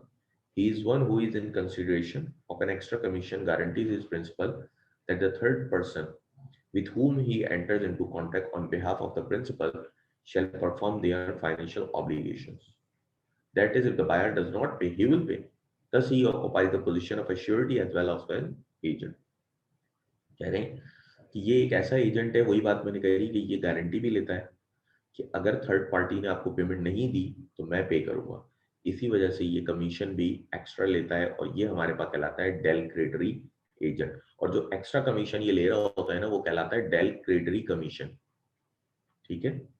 क्योंकि ये एक श्योरिटी की पोजीशन भी लिया हुआ है, क्योंकि ये ना सिर्फ गुड सेल कर रहा है बल्कि श्योरिटी भी दे रहा है कि पेमेंट अगर नहीं दी तो मैं अपनी जेब से दूंगा, इसलिए इसका कमीशन अमाउंट भी ज्यादा होता है। फिर आपके पास होते हैं ब्रोकर्स। सबसे कॉमन है, आप लोगों ने सुने भी होंगे बहुत से। He is one who is employed to make contract for the purchase and sale of goods. He is not interested with the position of goods. He simply act as a connecting link and bring the two parties together to bargain. And if the transaction materializes, he becomes entitled to his commission called brokerage. He makes contract in the name of his principal. Broker कौन होते हैं? मुझे अपना घर sell out कराना है, मैंने एक ब्रोकर अपॉइंट कर लिया। ये बेसिकली लिंक करा देते हैं दो पार्टीज को। ये दो पार्टीज को लिंक करा देते हैं, दोनों पार्टीज अगर नेगोशिएट करने में कामयाब हो जाती हैं तो ये फिर अपना जो भी अमाउंट वगैरह होता है कमीशन लेते हैं, जिसको हम ब्रोकरेज कमीशन कहते हैं, ठीक है। वो फीस ले लेते हैं, ये अपनी पोजीशन इनके पास कभी भी नहीं होता, ठीक है। तो ब्रोकर क्या होते हैं? जो बाइंग एंड कनेक्टिंग लिंक होते हैं, जो बायर और सेलर को मिलवा देते हैं और फिर उस पर अपना कमीशन चार्ज कर लेते हैं।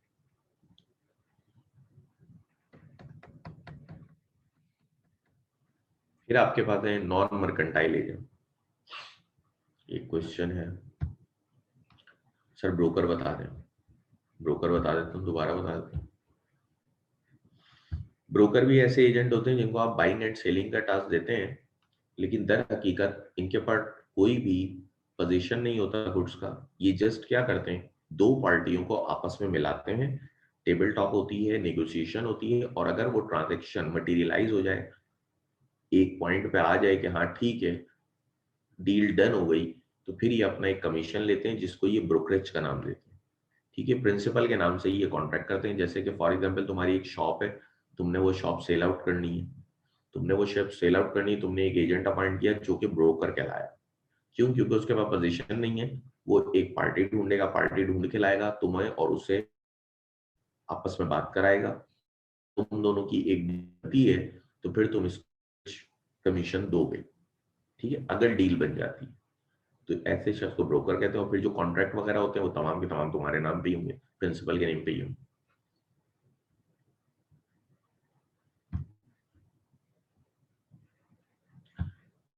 डेल क्रेडिट एजेंट की बहुत एग्जांपल्स होती हैं।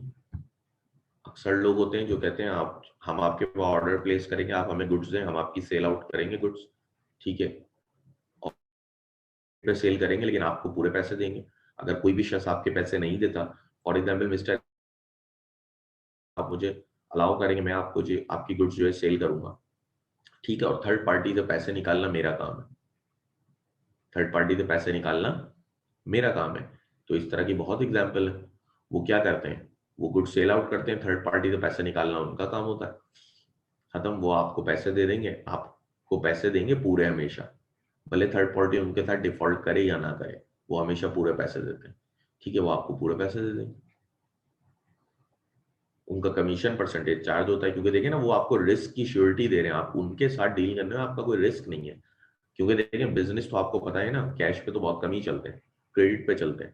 तो जब आप क्रेडिट पे बिजनेस करते हैं तो आपका एक स्टेक होता है कि यार अगला पैसे देगा नहीं देगा। तो डेल क्रेडिट के साथ काम करना तो बहुत अच्छा है, क्योंकि डेल क्रेडिट तो आपको श्योरिटी भी दे देता है कि अगर वो पैसे नहीं भी देगा ना भाई तो मैं पैसे दूंगा, वो आपको श्योरिटी दे रहा है, ठीक है। तो जब वो श्योरिटी दे रहा है तो इस तरह के तो बहुत एग्जाम्पल, कोई भी शख्स आपके पास इस तरह के आके काम करेगा और डेल क्रेडिट, डेल क्रेडिट देखिए एजेंट के तो हर एक्ट का लायबल प्रिंसिपल है, डेल क्रेडिट हो ब्रोकर हो, जो एक्ट एजेंट करेगा उसका लायबिलिटी प्रिंसिपल ही है। प्रिंसिपल को तो हर एक्ट लायबल ठहराता है। ये तो रूल ऑफ थंब है, जर्नल रूल है ना, ये तो हम जर्नल रूल में पढ़कर आ रहे हैं। तो जर्नल का मतलब यही है कि हर एजेंट पे हर जगह जहां एजेंसी होगी ये बात अप्लाई होगी कि जो भी एजेंट का एक्ट है उस हर एक्ट लायबल जो है वो प्रिंसिपल ही है। ये तो रूल ऑफ थंब है, ठीक है। ये जर्नल रूल था ना, आपने शुरू में 2 जर्नल रूल पढ़ लेते ना, कि कोई भी एक्ट जो कि आप खुद करने करें उसके लिए आप एजेंट अपॉइंट कर सकते हैं, बस शर्त ये कि वो पर्सनल नेचर का ना हो। और दूसरी बात क्या थी, दूसरी बात यही थी कि हर एक्ट का जिम्मेदार लीगली जो भी एक्ट एजेंट करता है उस हर एक्ट का जिम्मेदार प्रिंसिपल भी होता है। वो बिल्कुल प्रिंसिपल के लिए एक्ट वैसे ही है जैसे कि उसने खुद किया है। तो ये एक जर्नल बात है, जहां पे भी एजेंसी क्रिएट हो रही होगी, भले किसी भी तरह से क्रिएट हो रही हो, किसी भी एजेंट के साथ हो रही हो, लेकिन जहां भी एजेंसी एग्जिस्ट करेगी वहां पे ये रूल एग्जिस्ट करेगा।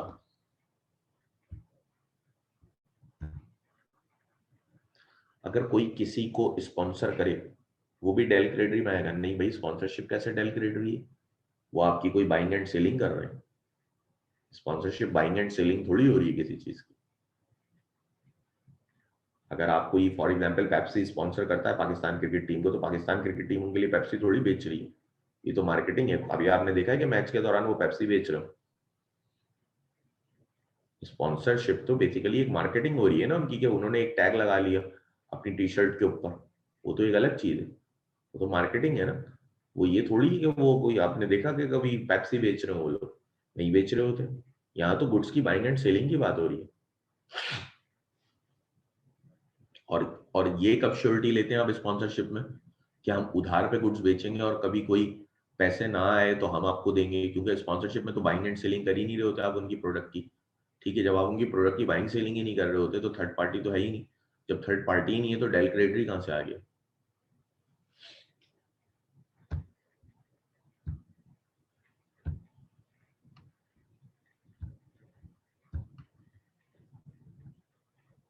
अच्छा जी, इसके अलावा होते हैं आपके non mercantile agents. Non mercantile agents में आपके एडवोकेट्स आते हैं, अटॉर्नीज आते हैं, इंश्योरेंस एजेंट आते हैं, और आपकी वाइफ भी आती है। ये तमाम के तमाम भी आपके नॉन मर्केंटाइल एजेंट होते हैं। एडवोकेट अगर कोर्ट में कोई बात कह रहा है तो उसका हर कई भी बात ऐसे ही है जैसे कि वो बात आप कह रहे हैं, ठीक है।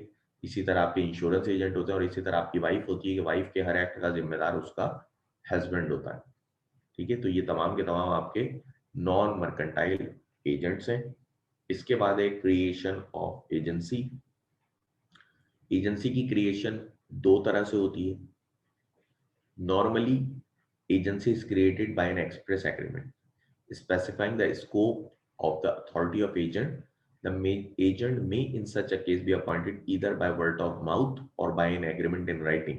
However, in certain cases, to execute a deed for sale purchase of land, the agent must be appointed executing a formal power of attorney on a stamp paper. देखिए एजेंसी भी है, कॉन्ट्रैक्ट है, contract can be oral can be written, can be express, can be implied. ठीक है, इसी तरह agency भी express agreement भी हो सकती है। अगर एक्सप्रेसली आप किसी एजेंट को ओरली बोल के अपॉइंट करेंगे, आज से तुम मेरे एजेंट, या उसके साथ एक डीड बना रहे हैं आप, जिसमें आप उसकी तमाम स्कोप, पावर्स, ड्यूटीज, सब चीजें डिफाइन कर रहे हैं, तो ये भी एक एक्सप्रेस एजेंसी है जो लिखत पढ़त या बोलने के साथ हो रही है, एक्सप्रेसली बताई गई है। ये तमाम की तमाम एजेंसी एक एक्सप्रेस एजेंसी है। लेकिन जैसे कि कुछ एजेंसियां ऐसी हैं जिसमें रिक्वायर्ड है कि परचेज ऑफ लैंड है, कोई आपके बिहाफ पे लैंड परचेज कर रहा है या कोई चीज सेल आउट कर रहा है, इन जो ये वाली एजेंसीज हैं, इन एजेंसीज में जरूरी होता है कि एक स्टैम्प पेपर पे लिखत पढ़ एग्रीमेंट बना हुआ हो, जिसमें तमाम स्कोप वगैरह डिफाइन हुए हुए हो। ठीक है, एक पावर ऑफ अटॉर्नी हो, एक्सप्रेस एग्रीमेंट हो। ठीक है, तो एजेंसी एक्सप्रेस भी हो सकती है कि आप बाय ओरल या बाय रिटन आप लिख के एजेंसी एक्सप्रेसली बता रहे हैं कि एजेंसी है, या इम्प्लाइड भी हो सकती है। हम एक्सप्रेस तक ही रखते हैं, कल की क्लास में हम इम्प्लाइड एजेंसी डिस्कस करेंगे, जिसमें मुख्तलिफ तरीके आते हैं, स्टॉपल आता है, होल्डिंग आउट आता है, नेसेसिटी आता है, और इन डिटेल सबको बारी बारी हम डिस्कस करेंगे। यहाँ तक अगर यदि को यहीं तक क्लास रखते हैं। ठीक है, जितना पढ़ाया है उसमें कुछ पूछना है तो पूछ लें।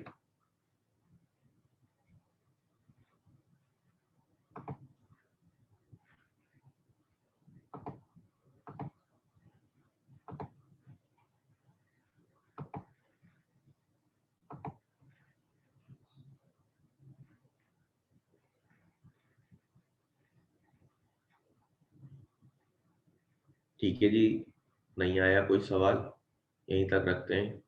अल्लाह हाफिज।